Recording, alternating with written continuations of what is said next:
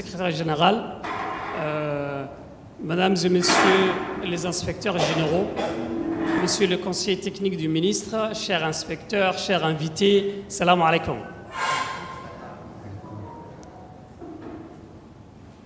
C'est un honneur pour moi et un plaisir aujourd'hui de vous accueillir ici à l'École d'Excellence. Je tiens à vous souhaiter la bienvenue. Je profite de cette occasion pour remercier sincèrement les membres de la délégation française qui sont venus à Djibouti pour nous accompagner, pour apporter leur expertise dans les cadres, dans la mise en place des classes préparatoires aux grandes écoles. Je leur remercie sincèrement. Sans tarder, je donne la parole au secrétaire général. J'invite le secrétaire général, Monsieur Baye, d'abord, Monsieur le secrétaire général.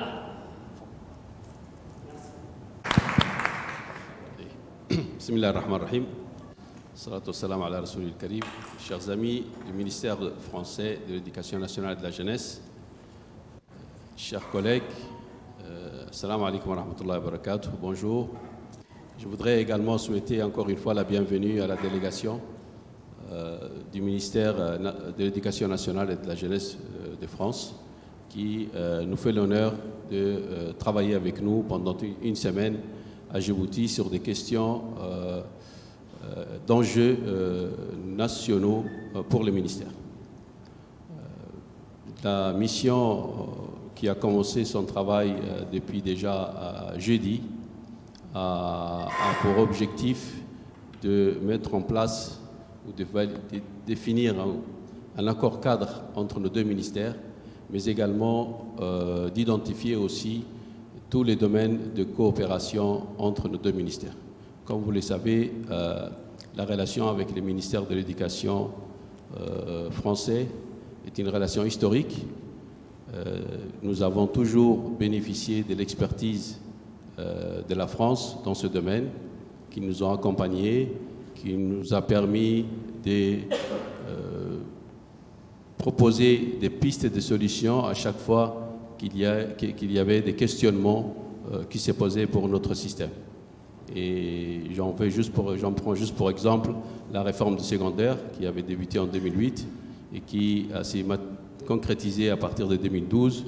Elle a été accompagnée par l'inspection générale française qui a permis d'avoir des programmes et des manuels de qualité qui sont aujourd'hui reconnus au niveau international.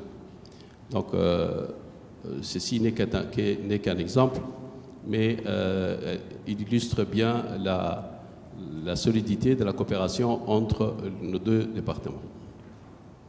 Et donc, cette mission aussi va pouvoir, avec nous, définir tous les domaines de coopération. Nous avons déjà travaillé sur un certain nombre de champs d'intervention et, Inch'Allah, on aura des activités qui vont démarrer très bientôt. Une des missions aussi qui était posée, c'était la mise en place, comme le proviseur vient de le rappeler, des classes préparatoires aux grandes écoles à Djibouti, qui est une première. Et nous tenons aussi à remercier sincèrement toute l'équipe, et plus particulièrement M. Baye, Mme Cécile Berthema et M. Karim Zayana, qui ont orienté les enseignants et qui ont aidé les enseignants à voir plus clair dans ce domaine. Si je reviens très rapidement à la thématique d'aujourd'hui,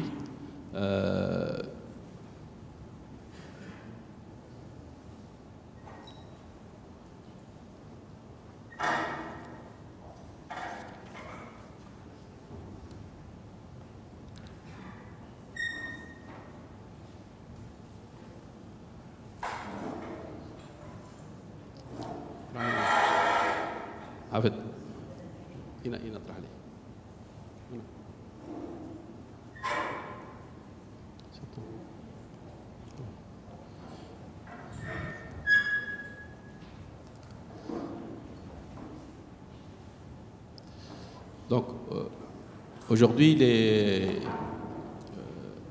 trois thématiques très importantes et d'une pertinence que j'estime capitale pour le ministère seront traitées avec un regard expert de la délégation, mais aussi de nos cadres du ministère.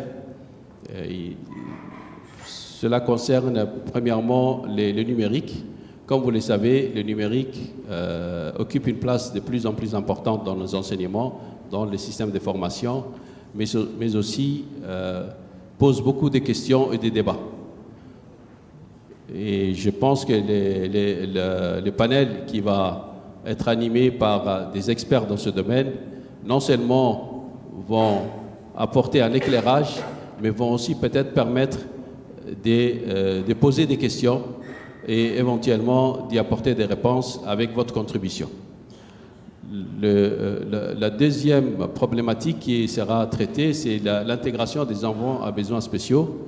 Là aussi, c'est une question nationale qui se pose et à laquelle on cherche des réponses. Le ministère a élaboré une stratégie et un plan d'action pour l'intégration des enfants à besoins spéciaux qui ont le droit d'aller à l'école, comme tout autre enfant, et comment faire, et comment accélérer leur scolarisation, et comment les aider à poursuivre une scolarisation comme n'importe quel enfant vivant sur le territoire djiboutien. La dernière question portera sur les innovations pédagogiques, et là aussi, il va falloir définir déjà ce que c'est. Qu'est-ce qu'une innovation pédagogique? Qu'est-ce qui est une innovation pédagogique pour nous? Peut-être elle l'est pour nous, elle ne l'est peut-être pas en France, ou inversement. Donc, et ensuite, comment valider cette innovation pédagogique?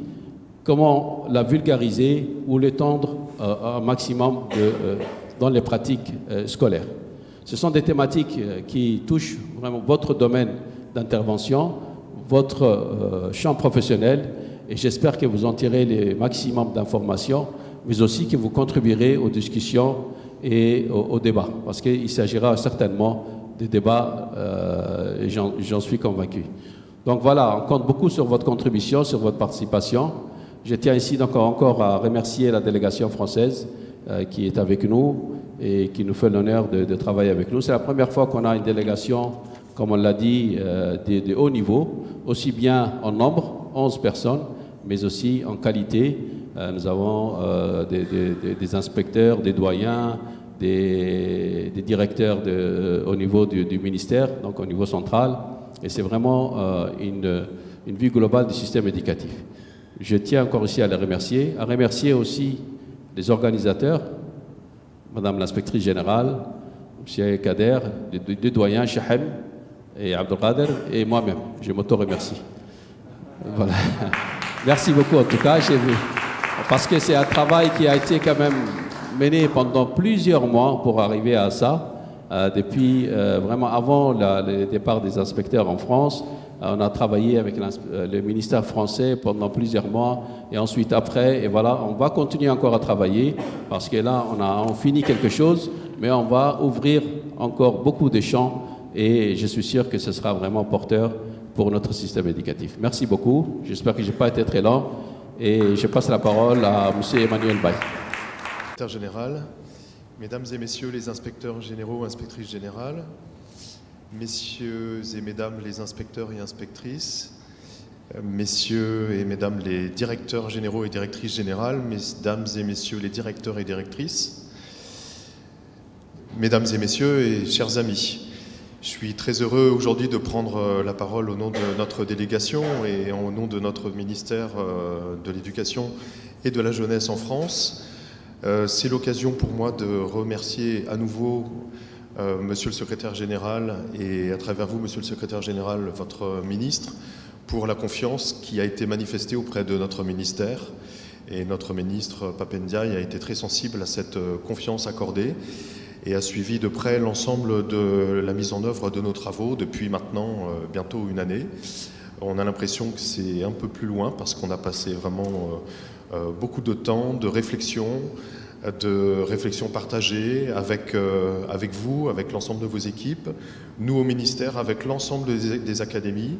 Au sein des académies, ce sont les délégués académiques, aux relations internationales, les recteurs, les rectrices, les inspecteurs, les inspectrices accueillants. Tout le monde a participé à la réflexion pour mettre en place un écosystème qui soit à la fois un écosystème apprenant, modélisant, et qui bénéficie à la fois à la communauté éducative djiboutienne et à la communauté éducative française. C'est un sujet qui était primordial pour nous. C'est aussi une éthique de coopération à laquelle nous tenons, que les apprentissages que génère cette coopération bénéficient à nos deux systèmes éducatifs. Donc 18 inspecteurs et inspectrices référents et référentes ont accueilli 18 inspecteurs djiboutiens en France pendant 4 mois. C'est l'occasion pour moi, au nom du ministère, de saluer leur engagement, leur mobilisation, parce que c'est un travail qui s'est ajouté à leur travail d'inspecteurs et inspectrices que tous dans l'Assemblée vous connaissez être très dense, extrêmement prenant. Et nous, au ministère, nous avons été particulièrement impressionnés par leur mobilisation et leur disponibilité. Et je dois dire qu'aucun de ces inspecteurs et inspectrices et tous les collègues du ministère en France qui se sont mobilisés n'ont mesuré leur effort, n'ont été à convaincre pour accueillir les équipes djiboutiennes en France. Je dois dire que ça a été un véritable plaisir pour tout le monde de travailler avec vous, de mettre en place ce dispositif, non seulement dans notre dialogue interministériel, mais aussi dans les académies. Je crois qu'on a tous été très enchantés d'accueillir les professionnels djiboutiens. Et je dis professionnels parce que non seulement le niveau des collègues accueillis en France était très élevé, mais aussi parce qu'il s'agit d'un dialogue entre pairs, et encore une fois, un dialogue qui se veut être une démarche apprenante.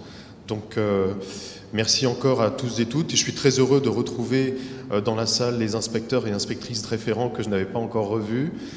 Voilà, j'ai suivi depuis Paris vos cheminements dans les académies, et j'ai vu combien, en définitive, il s'est agi d'une histoire aussi non seulement professionnelle, mais aussi humaine.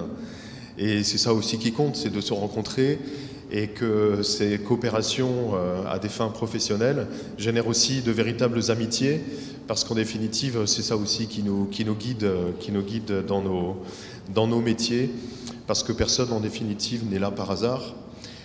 Si on se demandait entre nous, dans la délégation, pourquoi cette mission et pourquoi cette action avait si bien marché, et on se disait, en fait, c'est une démarche professionnelle.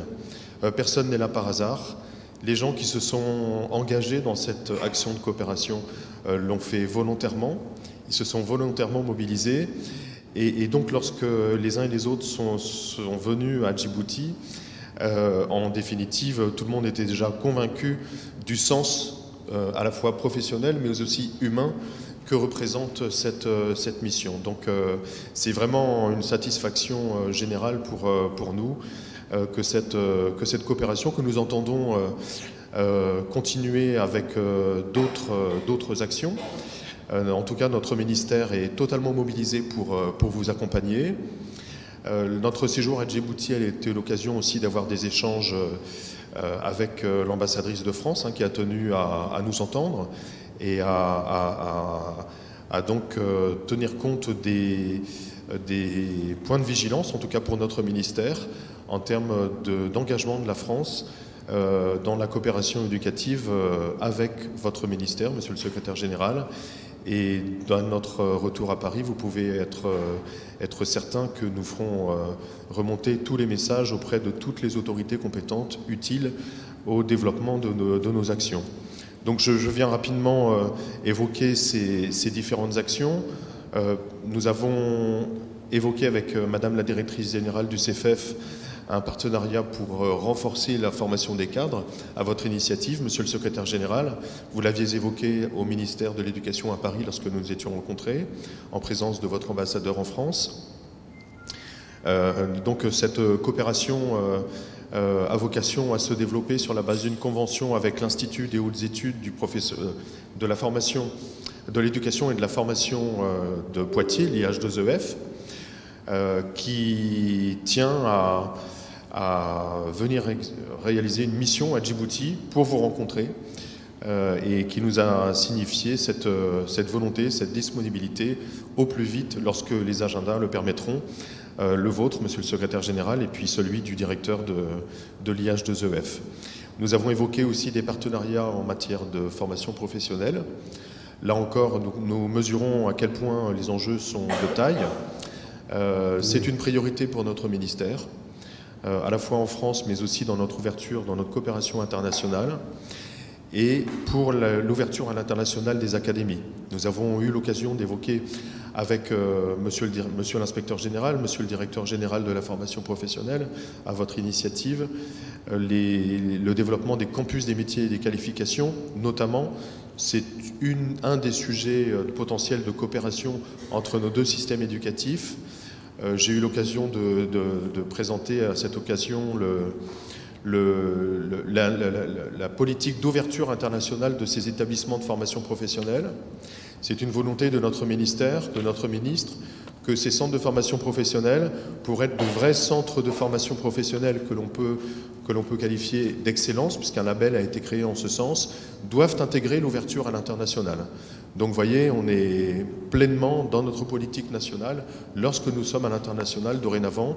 Et ça, c'est un message politique fort des autorités françaises adressé à ses partenaires en matière de coopération en éducation et en formation. Enfin, nous avons également évoqué, bien entendu, le partenariat avec l'école d'excellence. C'est l'occasion de vous remercier à nouveau de votre accueil, monsieur le directeur. C'est un sujet, évidemment, qui est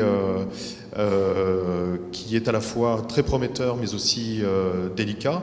Il faut beaucoup de délicatesse, de tact dans le développement de l'école d'excellence. Et notre inspection générale, représentée dans notre délégation par monsieur Karim Zayana, est totalement mobilisée. Dès le départ, s'est mobilisée pour créer du lien entre les équipes de l'école d'excellence, les enseignants, avec les élèves, ça fait partie des sujets qui sont sur la table.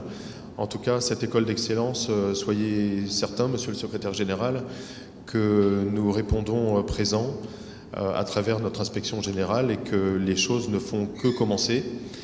Et c'est aussi l'occasion de saluer la présence de la doyenne de l'inspection de l'Académie de Poitiers, puisque nous avons construit, nous sommes en train de construire un partenariat avec un lycée de classe préparatoire, le lycée Camille Guérin précisément, de l'Académie de Poitiers.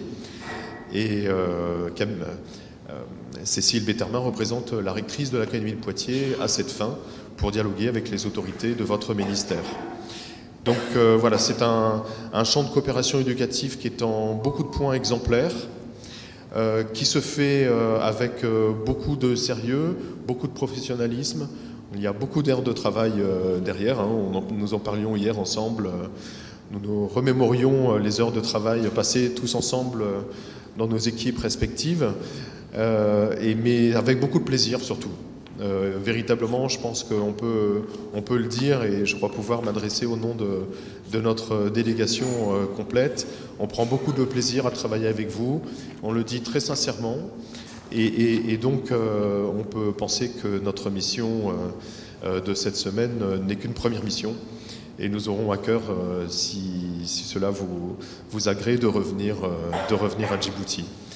Alors, vous avez évoqué également, monsieur le secrétaire général, ce sera mon dernier point, l'accord cadre de coopération entre nos deux ministères. Nous sommes entrés dans une phase de finalisation, d'écriture de cet accord cadre qui sera revu par nos deux ministères des Affaires étrangères. Et merci à vous d'avoir organisé cette rencontre avec le secrétaire général du ministère des Affaires étrangères de Djibouti. Ça a été un honneur d'avoir été accueilli en audience par le secrétaire général. Donc cet accord cadre, il est engagé dans sa finalisation. Et donc nos deux ministres ont retenu le principe d'une signature conjointe en présence, bien sûr, à Djibouti ou en France, de cet accord cadre. Voilà, merci encore une fois de votre accueil à tous et à toutes. Je vais maintenant cesser mon discours pour cette table ronde. Je soulignerai simplement que les sujets qui ont été retenus sont des sujets qui sont des sujets de forte préoccupation pour notre ministère en France, pour notre système éducatif. Et donc on rejoint là encore notre coopération apprenante à la fois pour les acteurs du système éducatif français et les acteurs du système éducatif djiboutien. On a évidemment le sujet du numérique éducatif, qui est un sujet mondial et qui pose un grand nombre de problématiques, à la fois pédagogiques, mais aussi d'ordre financier, voire environnemental, peut-être que ce sera évoqué. Mais en tout cas, c'est un vrai sujet de préoccupation et de travail des équipes. Ensuite, il y a le sujet de l'innovation pédagogique. Merci à nos collègues de la délégation d'avoir bien voulu se mobiliser pour nous faire part de leurs compétences, de leurs expériences, et aux collègues du ministère du MENFOP. Je me permets de vous appeler nos collègues parce qu'on est ensemble, je crois, à travailler pour l'éducation. Et puis également la scolarisation des enfants à besoins spécifiques. Il est clair que dans l'application du droit à l'éducation de tous les enfants, quelles que soient leurs origines sociales, ethniques et autres, ce droit à l'éducation ne doit pas échapper à ces enfants et également aux adultes, plus largement, en situation de handicap et qui donc génèrent des besoins spécifiques pour le système éducatif. Nous avons certainement à apprendre de vos expériences. En tout cas, pendant cette semaine, nous avons déjà beaucoup appris lors de nos différentes rencontres avec l'ensemble des acteurs de votre système éducatif. Et donc, nous allons nous tenir très attentifs aux interventions, des tables rondes, mais aussi, comme vous l'avez précisé, Monsieur le Secrétaire Général, c'est une attente conjointe de cette conférence, des échanges et des débats, des interpellations, des interrogations que l'ensemble des participants à la conférence pourront nous adresser. Merci, Monsieur le Secrétaire Général, et bonne conférence à tous et à toutes. Merci. Et ce premier panel, le numérique dans les apprentissages, les enseignements et la formation.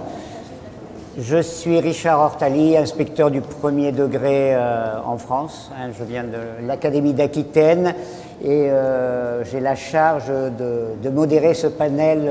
Voilà. Je vais passer la parole à nos invités qui vont se présenter et donner leur qualité avant d'entamer les débats. Bonjour à toutes et tous, Julien Loche, inspecteur de SVT, donc Académie de Créteil, donc en région parisienne, et expert associé à l'IH2EF. Donc nous avons eu la joie d'accueillir la délégation des stagiaires inspecteurs djiboutiens lors de 3 sessions à Poitiers. Bonjour à tous, Rachida Duma, je suis inspectrice pédagogique régionale de langue arabe dans l'Académie d'Aix-Marseille et dans 7 autres académies. Karim Zayana, inspecteur général, affilié au groupe des mathématiques, ministère de l'Éducation nationale français. Bonjour, Salah Mourbel, inspecteur de SVT, MENFOP. Bonjour, Mohamed Abdou Ali, inspecteur de mathématiques à Djibouti.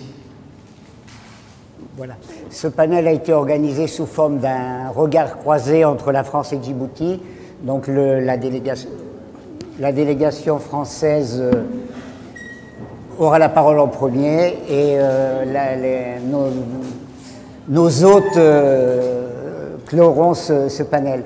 Le numérique représentait une promesse d'amélioration de nos pratiques professionnelles et puis des résultats de nos élèves.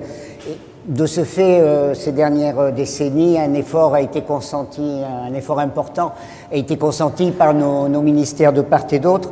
Je vais vous donner très rapidement quelques chiffres, juste pour leur valeur significative, en France, bien sûr, puisque je n'ai pas les chiffres à Djibouti, mais c'est entre 2009 et 2019, on est passé de 25,3 élèves, enfin d'un ordinateur pour 25,3 élèves à 15 pour un ordinateur pour 15,9 élèves en maternelle en France, de 11,6 élèves pour un ordinateur à 6,9 élèves en élémentaire, et au collège, de 8,1 ordinateurs par élève à un ordinateur pour 3 élèves. 80% des élèves du second degré ont un ENT, un espace numérique de travail pour échanger avec leurs professeurs et travailler en classe, 20% dans le premier degré, 100% des lycées utilisaient une ENT en France et 90% des collèges. 92% des enseignants du premier degré disent avoir recours à l'informatique pour préparer leurs cours et travailler avec leurs élèves. 4% des journées de formation étaient consacrées à l'usage du numérique et aux pratiques numériques en France, et ces 2 dernières années, et 11% pour le second degré. Voilà, ce sont des chiffres un peu que je tenais à vous donner pour montrer qu'il y a quand même, qu'il y a vraiment eu un effort, il y a vraiment eu un saut, mais au-delà de ces chiffres, le Covid aussi a montré l'importance d'accélérer encore ce mouvement pour maintenir un lien avec les élèves et pour maintenir la scolarisation. Mais au-delà de ces efforts, au-delà du matériel, qu'en est-il réellement de nos pratiques? Est-ce que le numérique a réellement fait évoluer nos pratiques scolaires et les résultats de nos élèves? C'est sur ce thème que je vais donner la parole à vos participants. Rachida? Bon, mais je vais commencer.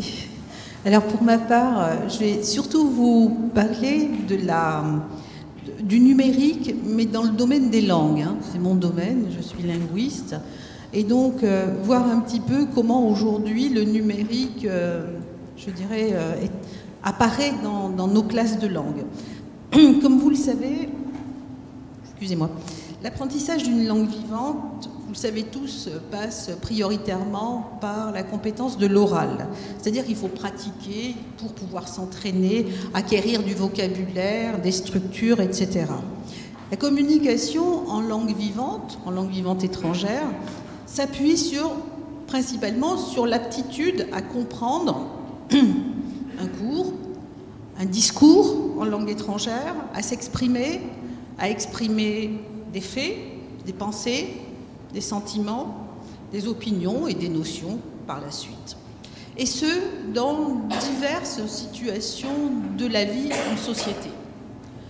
Aujourd'hui, il faut remarquer que le numérique fait partie intégrante de ce travail en langue et plus particulièrement sur ce travail sur l'oral, qui était quand même un peu notre talon d'Achille. Quand on dit numérique en langue, on pense tout de suite à des vidéos, des chansons, des films ou des extraits filmiques, des enregistrements, et plus particulièrement des enregistrements en langue authentique. Ce n'est pas que ça aujourd'hui. Aujourd'hui, ce sont aussi des applications qui permettent à l'enseignant de faire travailler les élèves plus rapidement, plus efficacement et de manière plus ludique. Alors, je ne vais pas vous citer toutes les applications que les enseignants utilisent en langue, juste celles que j'ai vues fonctionner, que je trouve efficaces. Je pense en particulier à Quizlet, à Padlet, Kahoot, et surtout parce que ce sont des applications qui sont gratuites et libres de droit. Quels avantages le numérique apporte-t-il à l'enseignement des langues? Tout d'abord, et avant toute chose, c'est le fait de faire rentrer dans la classe ce qu'on appelle la langue vive, la langue authentique, avec des documents authentiques. Ensuite, un deuxième point qui est extrêmement important, c'est le développement des compétences orales, que ce soit en compréhension ou en production. Aussi, un travail en particulier sur les langues vivantes étrangères, sur la phonologie. Au-delà de ce travail spécifique sur la question linguistique, il est clair que le numérique est une aide à la différenciation pour individualiser le parcours d'apprentissage des élèves. On peut par exemple proposer sur une thématique plusieurs supports de niveaux différents aux élèves. C'est une aide également au continuum entre l'école et la maison. Ce que l'on dit dans notre jargon, le travail dans la classe et le travail hors la classe. L'élève peut à la maison réécouter ses fichiers, les fichiers proposés par le professeur, faire des exercices d'entraînement, s'enregistrer, etc. C'est donc aussi un instrument le numérique qui favorise le travail en autonomie de l'élève, mais aussi, dans le cas de certains projets, la collaboration entre pairs. Enfin, et c'est aussi intéressant pour dynamiser, valoriser le cours de langue, le numérique favorise la créativité de la production des élèves. Quel est le gain pour l'enseignant à utiliser le numérique? Parce que finalement, on peut aussi se poser la question, que gagne-t-on? On peut gagner, les élèves peuvent gagner, mais que gagne l'enseignant? En proposant, quand l'enseignant propose des supports utilisables en classe et hors la classe, l'enseignant est certain d'avoir un public intéressé. C'est la culture des jeunes aujourd'hui, il ne faut pas l'oublier. Donc, il va donc, avec ces supports qui sont plus intéressants pour les élèves, il va quelque part attirer leur attention, les motiver et surtout augmenter le temps d'apprentissage. Et il va également s'adapter à la vitesse de chacun. C'est-à-dire que l'obligation de différencier, de s'adapter à chacun, eh bien, ces outils-là vont lui permettre de le faire. Quels outils? Les ordinateurs, bien sûr, les tablettes, le tableau blanc interactif, mais pas que. Le téléphone aussi, enfin, ce qu'on a appelé à un certain moment tous les outils de la balado-diffusion. Ce qu'il faut savoir aussi que des projets plus ambitieux peuvent être réalisés par le numérique à l'échelle de la classe et quelquefois même à l'échelle d'un établissement. Je pense par exemple à la création de diaporamas, à des choses simples, réalisables, qui peuvent être suivies par des enseignants. Des diaporamas, par exemple, animés à partir de photos ou d'images numériques, monter, créer des podcasts, des blogs, c'est aussi une possibilité. Et plus ambitieux, et ça je l'ai pu le constater en particulier dans un établissement à Nice, une web radio, le montage d'une web radio pour entraîner les élèves à l'expression journalistique. Et ce qui est intéressant, c'est que le projet a commencé avec un professeur de langue arabe qui s'est formé, la radio a été montée, et du coup le professeur a formé ses collègues, et aujourd'hui le lycée dispose d'une web radio qui produit en anglais, en espagnol, en arabe, en allemand, et je ne sais plus quelle autre langue, en italien sûrement, c'est Nice. Donc on voit bien que ce sont quand même des outils qui valorisent le travail des élèves et des enseignants. Est-ce pour autant que le numérique est une panacée, le Graal? Est-ce que faire un cours tout numérique ne serait pas aussi monotone qu'un cours classique qui lui-même était monotone? Très certainement.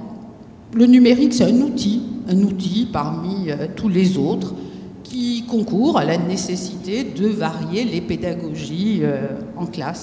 C'est un élément du cours, un élément qui a quand même été pensé, monté, organisé par l'enseignant. Ce n'est pas quelque chose qui est du prêt à l'emploi. Le numérique, forcément, dit changement. Et s'il y a un changement, il peut être donc un réel moteur de rénovation pédagogique, à une condition, la condition sine qua non, c'est la formation, c'est la nécessité de former les enseignants, les professeurs, les stimuler et par la suite les valoriser.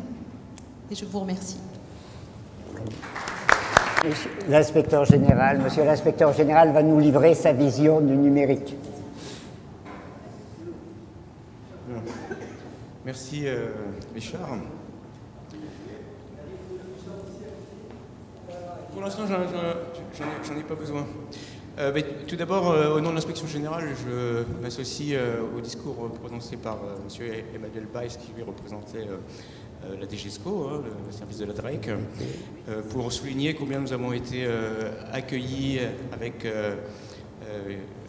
sincérité et fraternité. Nous vous en remercions une fois de plus et nous ne cesserons, je crois, de vous en remercier tout au long de ce séjour et au-delà de ce séjour. Je vais m'exprimer quelques minutes à propos du numérique et je vais vous en faire un petit peu pour que vous vous rendiez compte de ce que c'est. Et puis après, je donnerai très sommairement quelques points de vigilance, mais on m'a devancé aussi bien M. Baïs que Rachida ont proposé quelques garde-fous concernant son usage. Alors, stricto sensu, le numérique implique que dans la chaîne d'information transite à un endroit ou à un autre une succession de chiffres. Voilà la définition du numérique.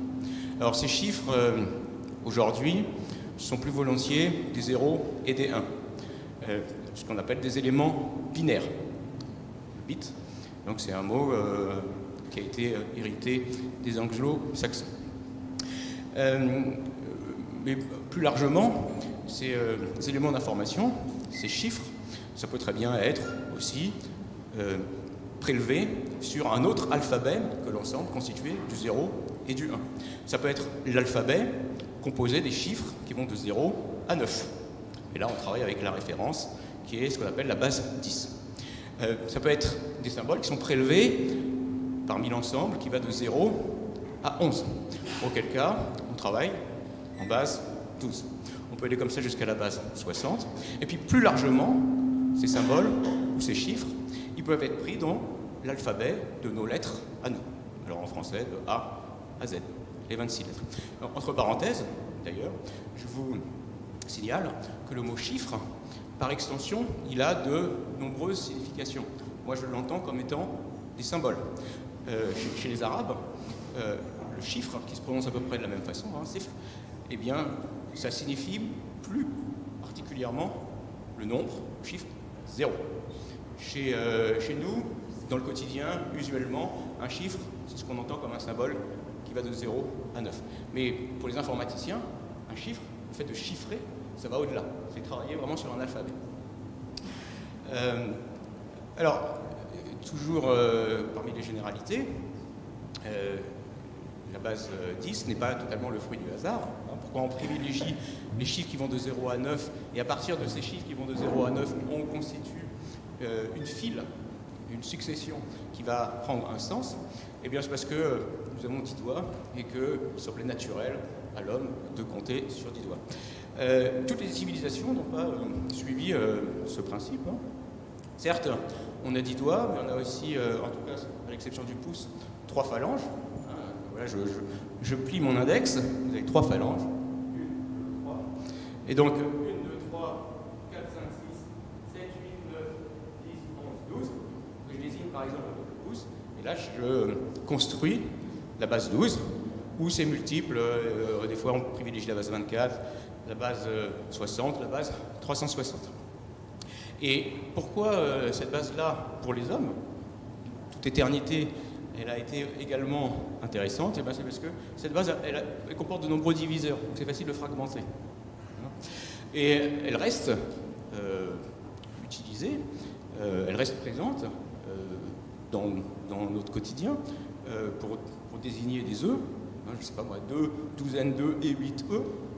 Hein, ça fait 24 plus 8. Hein, on fait le calcul. œufs. 32. Ces bases 12 ou 24, etc., on les utilise aussi pour les heures. On les utilise pour l'or, pour qualifier la pureté de l'or, 24 carats, on en parlait d'ailleurs la Mona hier. On l'utilise pour le temps, pour mesurer le temps, 60 minutes, et même pour les jours, hein, parce que 365 et 360, en fait, 365 c'est un arrondi, 360 un arrondi de 365, ça tombait bien, hein, et c'est aussi une des raisons pour lesquelles l'année compte 360, enfin on a considéré que c'était bien qu'elle compte à peu près 360 jours. Sachez qu'à la Révolution française, il y a des gens qui ont voulu tout remettre à plat, qui ont imaginé que... alors j'exagère peut-être un peu, ça doit être mon côté méditerranéen, mais il y a du vrai, qui ont imaginé que, eh bien, un mois compte non pas 30 mais 50 jours, que la minute ne compte pas 60 secondes mais 100 secondes, enfin, tout a été mis en base 10, hein, l'année, 400 jours, etc. Alors, maintenant je vais vous en faire un petit peu du numérique, et vous allez peut-être comprendre, chemin faisant, comment opérer une addition. Et d'où vient la retenue. Quand on fait une addition ou quand on fait une soustraction, il y a une autre retenue. Alors, le numérique, en fait, on en fait depuis très longtemps. Hein. Quand vous utilisiez vos calculatrices, quand vous étiez au collège, c'était déjà du numérique, donc ça date des années 70. Et puisque j'ai dit que les lettres, c'était du numérique, quand on lit un livre, c'est aussi du numérique.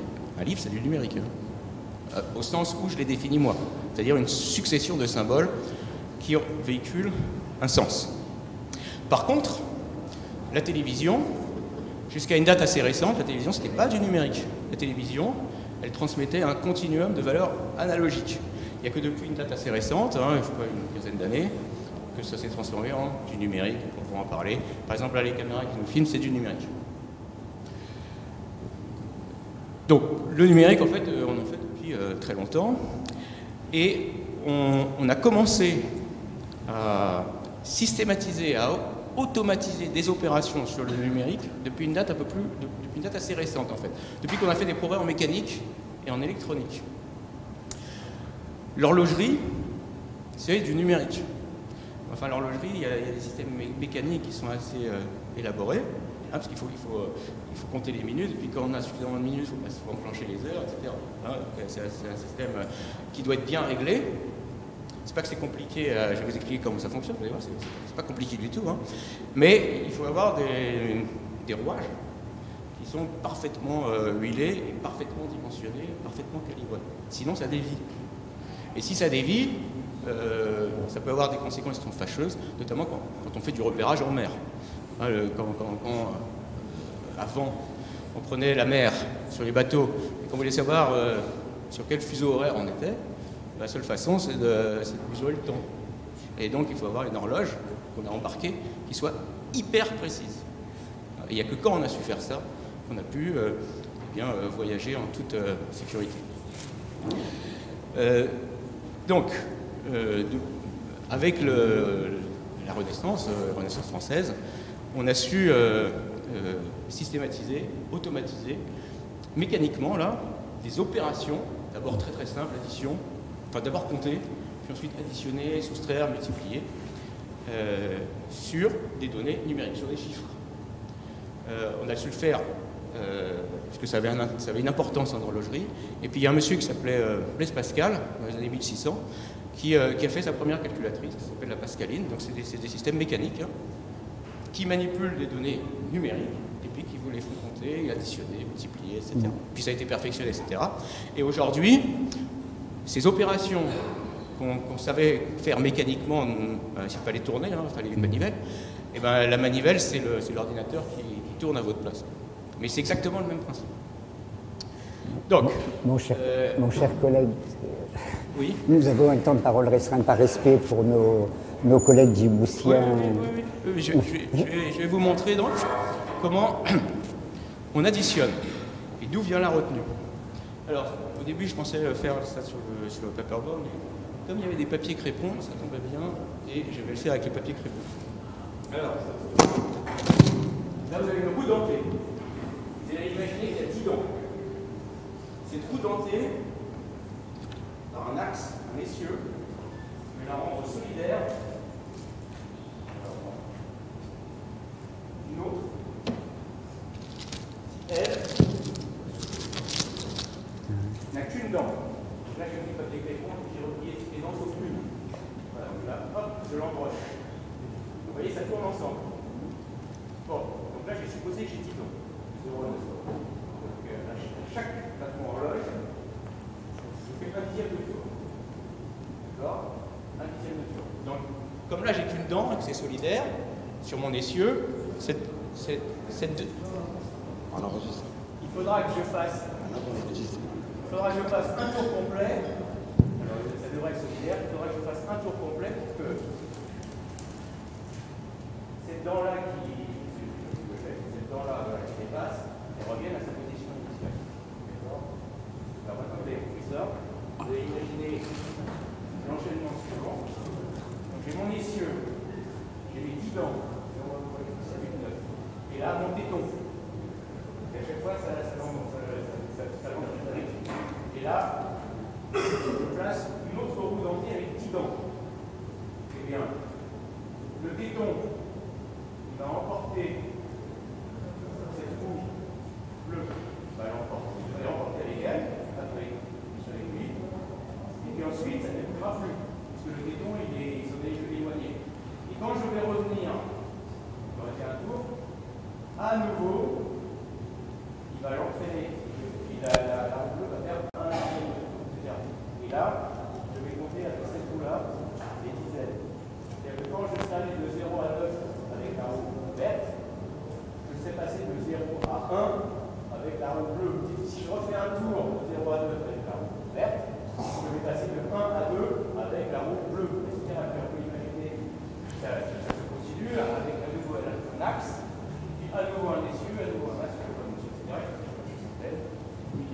Et donc à chaque fois que je mets de 0 à 9 et que je pousse une unité, là j'incrémente la vitesse. Ça peut marcher en addition, ça peut marcher en subtraction.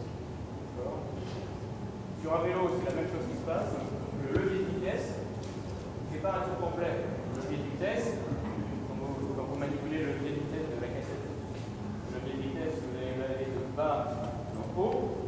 Je ne peux pas faire un tour, il faut débrayer et le ramener en bas, et là vous agissez sur l'autre manette. Il faut faire ça en même temps, c'est ce qui vous permet de passer de 19 à 20. Si vous faites ça mal, vous allez passer de 19 à 29. D'accord? Ou de 19 à 10. D'accord? Et là, il y a une rupture, une discontinuité, un saut, un gap. J'en termine. J'ai bien compris qu'il ne fallait pas que je monopolise sur la parole. Je termine en donnant quelques points de vigilance sur le numérique. C'est pas à moi de décider quand le numérique est pertinent ou pas. Chacun est grand et en âme et conscience sait ce que ça lui apportera dans son cours. Simplement, ce qu'il est important, c'est de se demander à chaque fois qu'on utilise cet outil, c'est si ça en valait le coup. Parce qu'il y a un coût, c'était évoqué tout à l'heure, il y a un coût qui est caché, qui est écologique derrière. Combien ça vaut de fabriquer un ordinateur? L'ordinateur, on l'obtient en extrayant de la matière du sol. Ça ne se fait pas sans douleur, pour le sol et pour les femmes et les hommes qui font ce travail-là. Ensuite, cet ordinateur, il faut le faire fonctionner. Il a besoin d'énergie. Et puis, non seulement il faut le faire fonctionner, l'ordinateur comme le téléphone portable, comme tout ce qui est numérique. Il génère des données. Ces données, il faut les stocker massivement. Elles sont stockées sur un espace. Un espace qu'il faut lui aussi abonder en énergie parce qu'il faut le refroidir. L'électronique, ça demande d'être ventilé.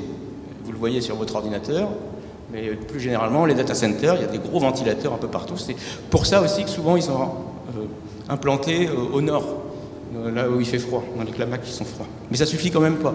Il faut les ventiler. Puis après, il y a la question du recyclage. Il y a une obsolescence, le matériel, il n'est pas éternel. Il dure 2-3 ans, et encore, quand il est robuste, c'est très court. 2-3 ans, en tout cas, à l'échelle de la planète, c'est rien du tout. Donc, est-ce qu'on peut le réutiliser? Donc, est-ce que ça ne produit pas des produits nocifs quand on le recycle? Là, à nouveau, c'est des questions qu'il faut vous poser.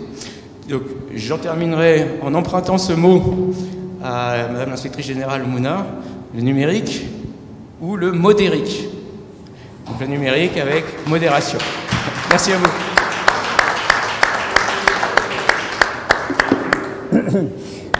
Merci. Donc, donner la parole à Julien, monsieur inspecteur d'académie. Merci beaucoup. Alors effectivement, comme vient de le dire notre collègue, utiliser le numérique en classe, voilà, quelle plus-value on va chercher avec nos élèves, avec les enseignants si on est en formation. Voilà, pourquoi est-ce qu'on utilise le numérique et on en a discuté aussi avec mon homologue Saleh, donc en SVT, avec aussi Ayoub, donc notre collègue. Effectivement, on voit parfois du numérique qui remplace certaines choses que l'on peut faire naturellement avec un crayon ou un papier, ou que nous, en sciences expérimentales, on peut faire de vraies expériences, de vraies manipulations sur le réel qui sont remplacées aujourd'hui par des simulations. Donc peut-être tu en reparleras, Saleh, après. Comme l'a dit aussi Rachida, c'est vrai que c'est aussi un monde dans lequel baignent nos élèves. Donc là, la petite image que j'avais mise, c'était voilà, juste la maîtresse qui rentrait avec le symbole Twitter et les élèves étaient déjà émerveillés, comme s'ils étaient attirés par cette leçon. Bien sûr, il ne faut pas que ça ne reste pas des paillettes. Voilà, c'est vraiment une plus-value sur ce que l'on va faire avec le numérique. Alors, ce qu'on vous propose peut-être, c'est que si vous avez du réseau, on va proposer de collaborer ensemble sur des représentations que l'on peut avoir ou des usages que l'on peut avoir du numérique. Donc je vous propose soit de scanner le QR code si vous avez donc du réseau, soit d'entrer le lien URL ici, donc wooklap.com, et vous mettez ensuite le code de l'événement ROYLZP. Donc si vous scannez le QR code, normalement c'est suffisant. Donc pour ceux qui ont un petit peu de réseau, la délégation française, plus compliquée. Nous nous abstenons. Donc l'outil que nous vous présentons ici, qui s'appelle WooClap, est un outil qui est gratuit, puisque aussi, comme l'a dit Rachida, voilà, on essaie d'utiliser des outils gratuits, et avec il y a une formule donc éducation qui permet d'avoir toutes les fonctionnalités. Alors je vois qu'il y a 9 personnes qui sont connectées pour l'instant. 10. De toute façon, on peut se connecter au fur et à mesure si ça ne fonctionne pas.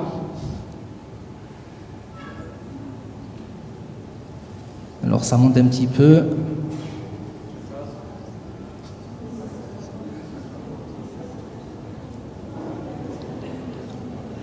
J'attends les derniers flashs.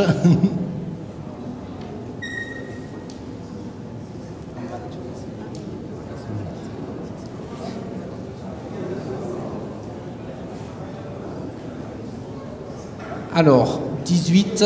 Bon, de toute façon, si jamais vous n'y arrivez pas, vous pouvez taper l'adresse URL directement, wooklap.com, en mettant ce code-là qui apparaîtra toujours sur les diapos. Allez, on avance parce que sinon on n'aura pas le temps de... donc, on va vous demander tout d'abord, donc utiliser le numérique dans les apprentissages. On vous demande 3 mots qui vous viennent à l'esprit quand on vous dit utiliser le numérique dans les apprentissages. On a déjà eu des témoignages avec ma collègue Rachida, avec ce que nous a dit Richard, avec ce que nous a dit aussi Karine. 3 mots qui caractérisent cette affirmation pour vous quand on utilise le numérique. Voilà, donc vous mettez 3 mots ou groupe de mots, si c'est par exemple, je ne sais pas, trop long, ben voilà, vous mettez trop long et vous validez votre proposition. Alors on a la possibilité de cacher les réponses, c'est ce que j'ai fait, mais on peut aussi les montrer et vous allez voir, donc c'est ce qu'on appelle un nuage de mots qui est réalisé. Alors je vais vous montrer en direct.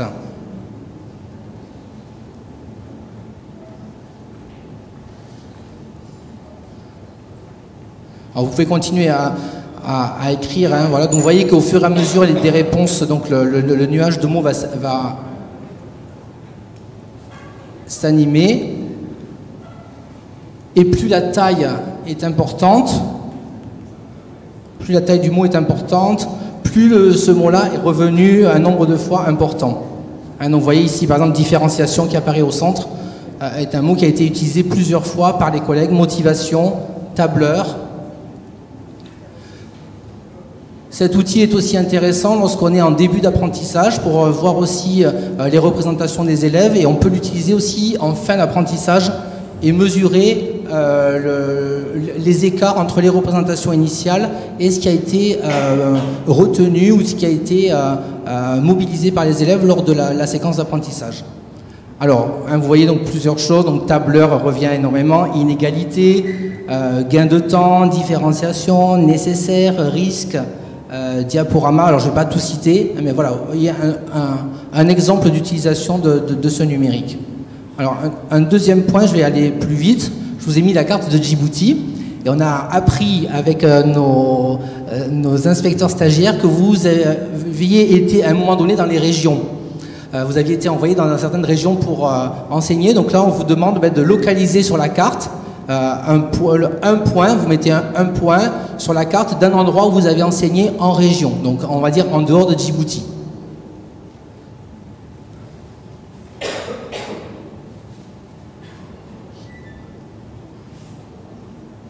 Alors Djibouti est ici pour certains. Je parle pour la délégation française bien sûr, sauf pour...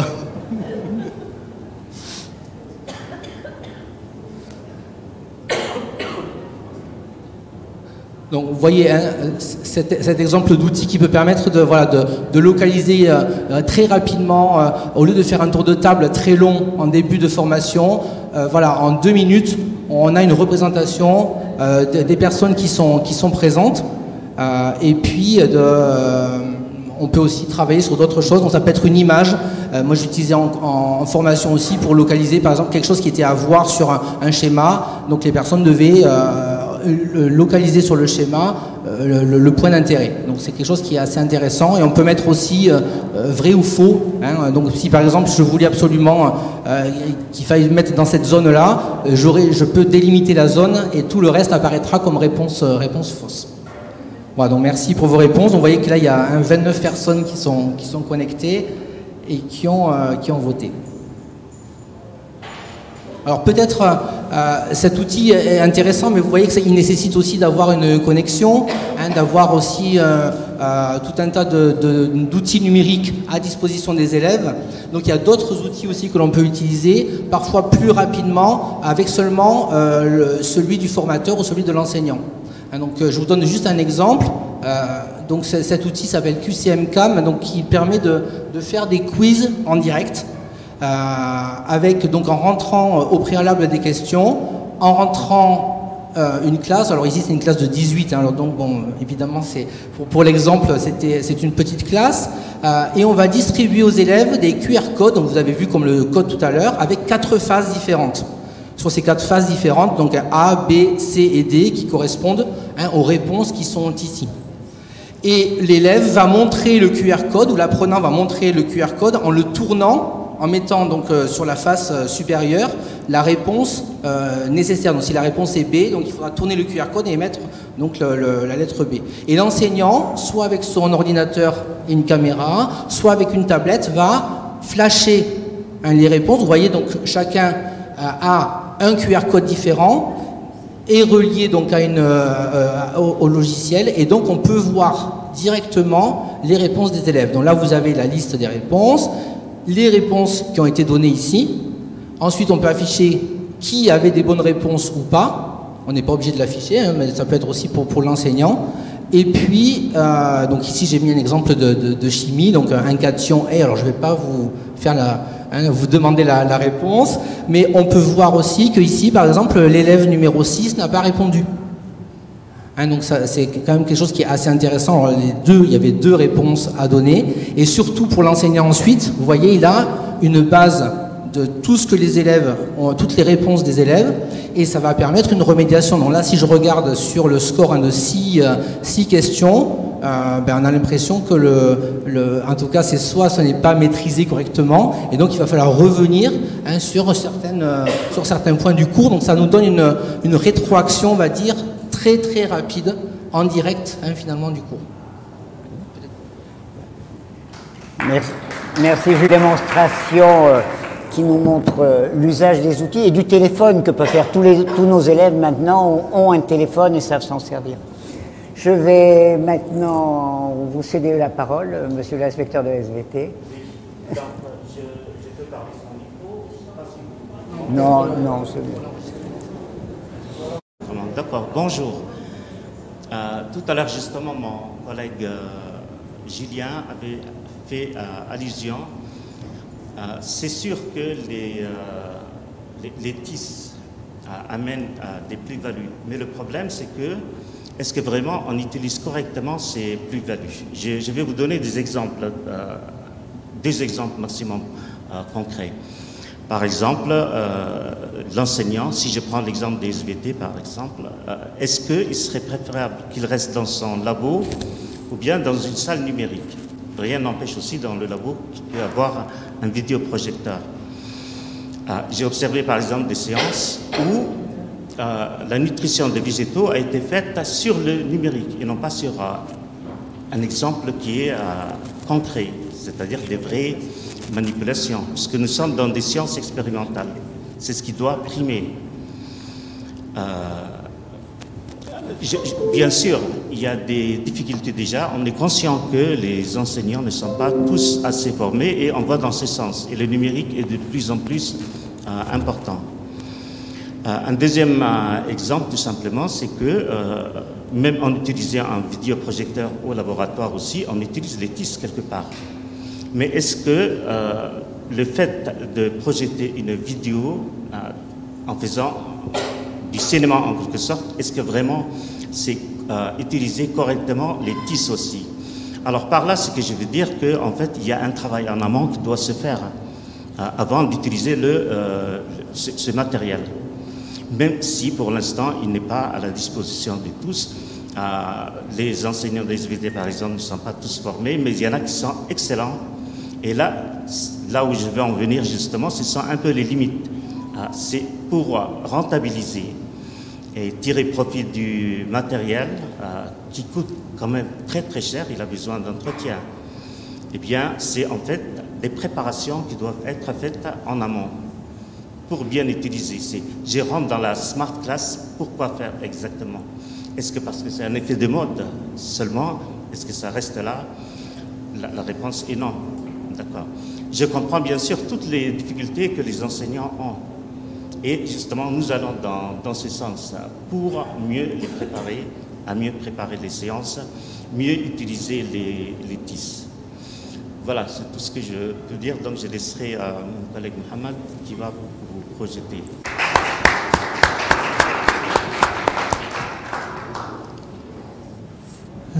Bonjour.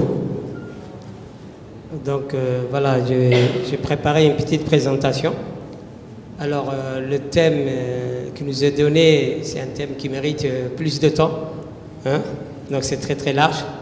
Mais je vais vous donner un aperçu de ce qui est fait, comme il m'a été demandé, sur l'usage du numérique dans les apprentissages, les enseignements et la formation en mathématiques, dans ma discipline. Donc, je vais vous faire un état de lieu. Donc, en 2010, donc dans notre discipline, l'usage de TIS était vraiment très limité. Donc, déjà, il y avait un manque d'assurance des enseignants face au numérique. Donc là, j'ai utilisé le mot TIS, mais ça revient au même.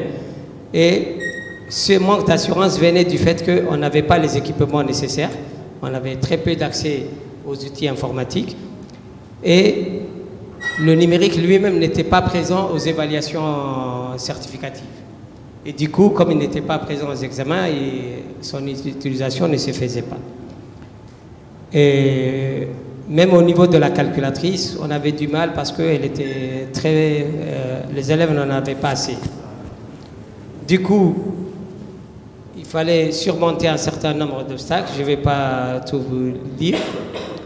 Donc, c'est comment introduire le numérique en dépassant un certain nombre d'obstacles, surtout au niveau de la représentativité. Les gens pensaient que si les élèves utilisent plus de numérique, ils seront plus faibles en mathématiques.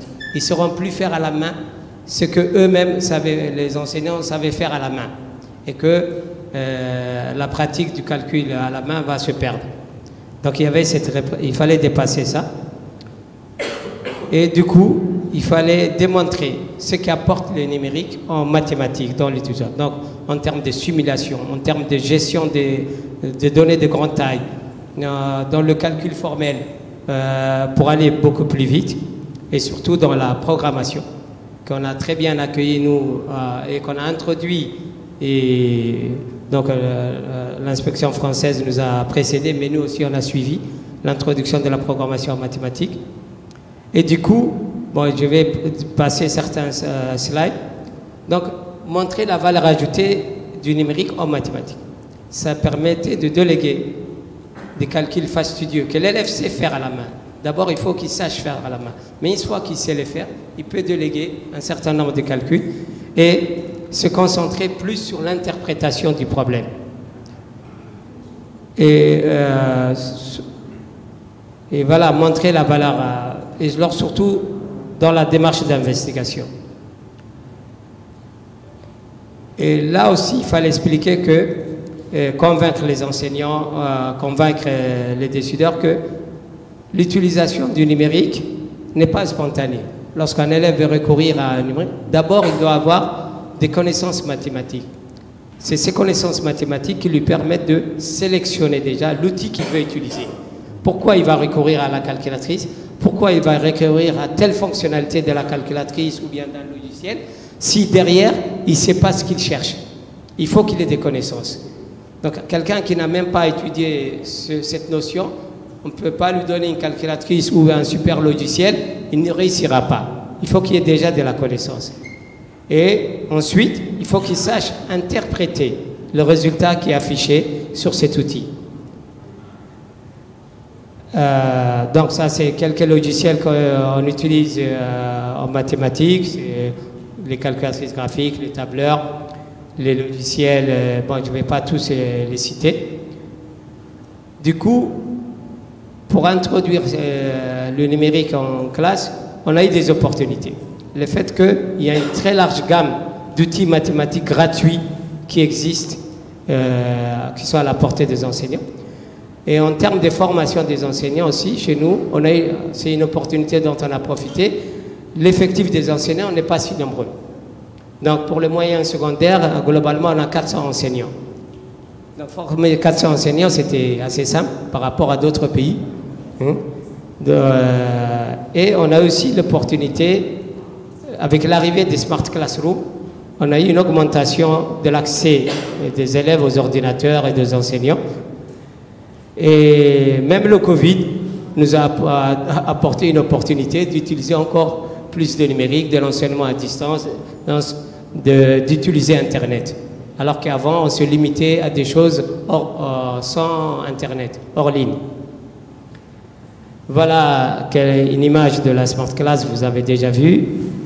Et en termes de manuels aussi, le fait de refaire les manuels, de faire des manuels djiboutiens nous a donné aussi l'occasion d'introduire du numérique à l'intérieur du manuel, à travers un certain nombre de fichiers numériques qui accompagnent le manuel. Et ces outils numériques, d'abord, ils étaient distribués sur des supports physiques des CD, alors qu'aujourd'hui, ils sont placés en ligne sur un cloud. Donc les élèves et les enseignants vont chercher en cloud. On a fait disparaître les CD physiques. Et les choses aussi, des opportunités aussi, c'est que lorsqu'on a introduit le langage Python en programmation, on avait des calculatrices sans Python. Et heureusement, le marché s'est adapté. Et le marché nous a actuellement fait disparaître les calculatrices sans Python. Et sur le marché djiboutien maintenant, il n'y a que des calculatrices avec Python. À notre grand bonheur. C'est arrivé tout seul. Et bien sûr aussi, sur le téléphone, on a un Nimwork qui est disponible aussi. Et à travers aussi les opportunités qu'on a eues aussi, c'est les concours scolaires. Là aussi, on a introduit des concours avec usage du numérique. Mais pour renforcer cet usage, il fallait une dose d'institutionnalisation. Donc un pilotage par les examens. On a introduit l'ordinateur au baccalauréat Donc en série L et au bac pro, mais aussi on a les TP de mathématiques en série S, ce qui n'a pas pu marcher en France jusqu'à présent. Donc du coup, voilà, au bac L, on a les élèves qui passent le jour de l'examen avec les TP. Bon, je passe très rapidement. Donc il fallait aussi un certain nombre d'impulsions institutionnelles à travers les programmes, à travers les manuels, à travers les lettres de rentrée. Il fallait inciter toujours avec ça, à travers les évaluations et même la titularisation des enseignants. On exige une dose de TIS durant la séance de titularisation. Donc, tout ceci a eu un impact sur les enseignants qui ont dû s'adapter à cet usage. Sur les élèves, là je vais vous citer sur les élèves. On avait un grand nombre d'élèves qui ne traitaient pas certains types de questions non abordées. On fait des statistiques, des évaluations, on avait beaucoup de non abordées, des questions qui n'étaient même pas abordées. Mais avec l'introduction des TIS, et surtout lorsqu'on leur permet d'utiliser des ordinateurs, tout ça, ce taux a fortement baissé. Donc ils essaient quelque chose, ils tâtonnent, ils font quelque chose. Donc ça nous a permis surtout ça. Et dans la formation des enseignants, donc c'était de leur montrer le gain de temps apporté par les TIS et la qualité. Et surtout là où on insiste chez les enseignants, c'est qu'il faut qu'ils utilisent le TIS lorsqu'ils sont convaincus de la valeur ajoutée apportée par cet outil. Ce n'est pas utiliser le TIS pour le TIS. Il faut qu'il y ait une valeur ajoutée. S'il n'y a pas de valeur ajoutée, et souvent dans les visites, dans les entretiens, on leur demande pourquoi vous avez utilisé cet outil, qu'est-ce qu'il a apporté. Est-ce que tu pouvais faire la même chose avec un tableau noir? Pourquoi tu as introduit cet outil? Et là, il faut qu'il explique. Certains, ils essaient de nous faire plaisir. Il y a l'inspecteur derrière. Et voilà, il faut lui montrer un peu de dose de TIS. Ah non, il faut qu'il y ait une valeur ajoutée. Et l'autre chose aussi, c'est que en Smart Class, montrer que là, dans la formation des enseignants, on insiste que dans la Smart Class, le numérique n'est pas là pour le confort de l'enseignant. Il est là au service des élèves. Et certains le comprennent mal. Ils pensent que voilà, cet outil qui leur permet d'être plus à l'aise eux-mêmes, c'est pour eux. Alors non, c'est pour les élèves. Il faut qu'il y ait, sinon, il n'a pas sa place dans une Smart Class, il faut qu'il travaille au tableau noir. Bon, je pouvais dire un peu plus, mais voilà, le temps est compté. Monsieur l'inspecteur, pour ce panorama de l'utilisation des ICE et ces précautions que vous nous avez encore enjoint dans l'utilisation de cet outil. Je crois qu'il nous reste une dizaine de minutes pour échanger avec la salle s'il y a quelques questions.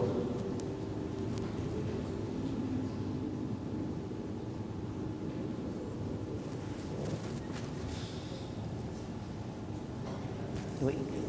Est-ce que... Vous avez une question derrière? Merci.